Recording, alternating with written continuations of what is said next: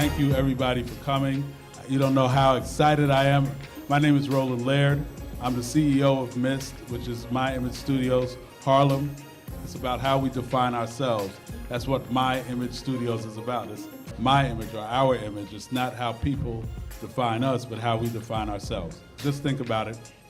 There's probably no other place where you could see, get a book signed by Dwyane Wade one day and then see the Def Poetry Jam, which is going to be September 27th, their reunion, and then see a debut or premiere of a film called Othello Burning and another one called Elsa, as well as live performers from neo-soul to jazz to opera, anything that the African or Latino culture has had a stamp in, or anybody performing in that motif, we're going to have here. Our food is going to be off the hook.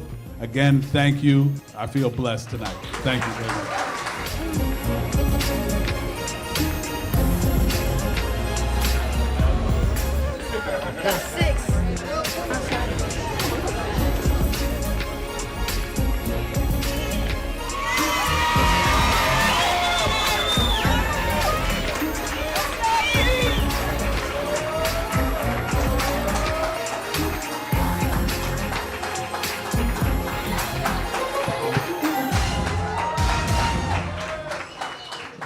What up, what up, what up?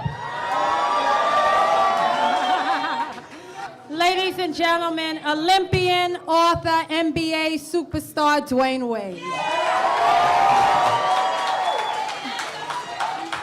He's the author, as you know, of A Father First, How My Life Became Bigger Than Basketball. Dwyane, congratulations on this amazing book. What do you want people to take away from this? Because you really put your heart and soul in this book. Thank you. First of all, I appreciate the love. Thank you. You never know what to expect when you come upon this territory. But yeah, writing this book, you know, I think if anybody have read the book or have it, I kind of talk a lot about my personal life in a sense, and I really talk a lot about, you know, my upbringing, and I focus on obviously being a father. And the reason I decided to do that is because I believe that everything I've been through in life, you know, from when I was a child up until now, that has happened to me for a reason. And you know, I do a lot in my foundation, and I know there's kids out there today just like Dwyane Wade was when he was 5, 6, 7, 8, 9. And I know there's adults out there that's going through the same thing that I go through now, fighting to be a family or fighting to be in their kids' lives. So for me, it was just using the platform I had to shed light on these different things. And hopefully someone can use my story, someone can use my successes or my downfalls and try to better themselves in a sense. So I decided to write this book because of that reason, and also for my boys. Also knowing that, you know, they're young right now, but one day they're gonna read this book, one day they're gonna grow up and really get a chance to understand what, you know, what happened in their dad's life, what happened with the dad and their mom, and they have a lot of questions in a sense. And so another thing, I just wanted them to understand kind of me and what made me who I am and how I got to this point today. And so I think we cover a little bit in the book, a little bit. One of the other things you really do, and in addition to putting your heart and soul on the line, you seem to be reinventing black fathers. And as you know, black men sometimes get a bad rap for being absentee fathers, for not caring. And tell us about the message that you really want to send the world, that that's a myth, right? Well, I mean, the message that I kind of want to send is to, you know, first of all, it's a lot of great fathers out here.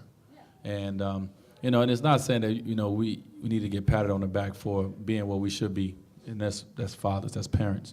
But it's a lot of negativity shedded on, especially in my world, the athletes. You know, it's a lot of negativity focused on fathers and them not being there. And not saying all of it is wrong, but it's not a lot of positive light shined on it as well. So to me, it was just really shining that light on that, you know, on positive dads, and in a sense. And like I said, it wasn't in no means about, you know, hey, look at me, I'm a father. Like, that's my job. That's what that's what I'm supposed to do. But I just know the world that we live in, there's so much negativity is focused on what you don't do, and I want to focus on what we do.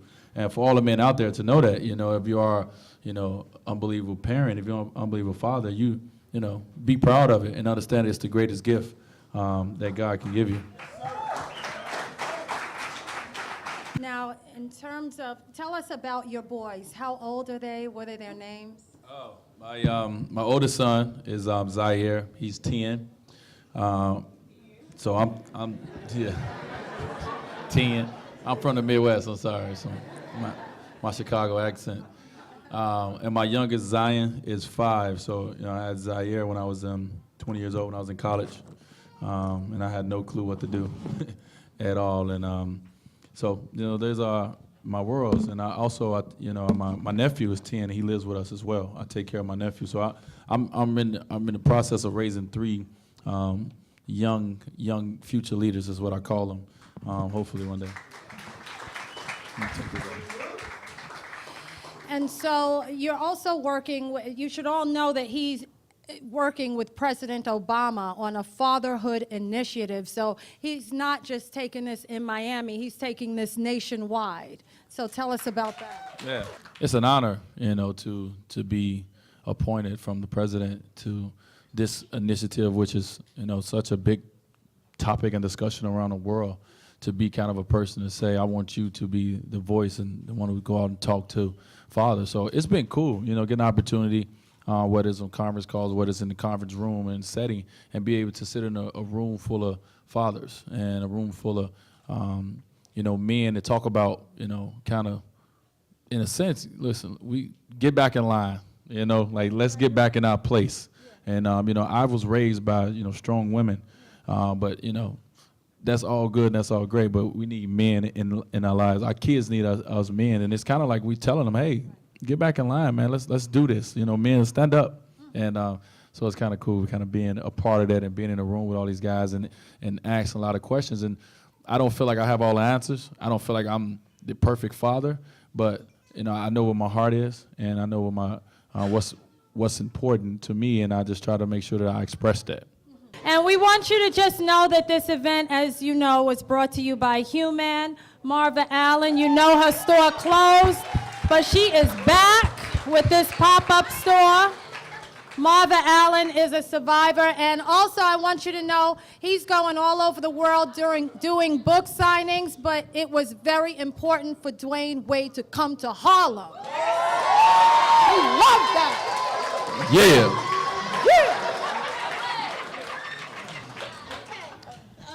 Thank you so much. Thank you so much. It's amazing. We are so grateful to all of you. Thank you, Hue-Man. Thank you, Harlem. And we want you to continue to show this great absolute love and support, and you're going to help me to make this easy. So we're going to sign books now.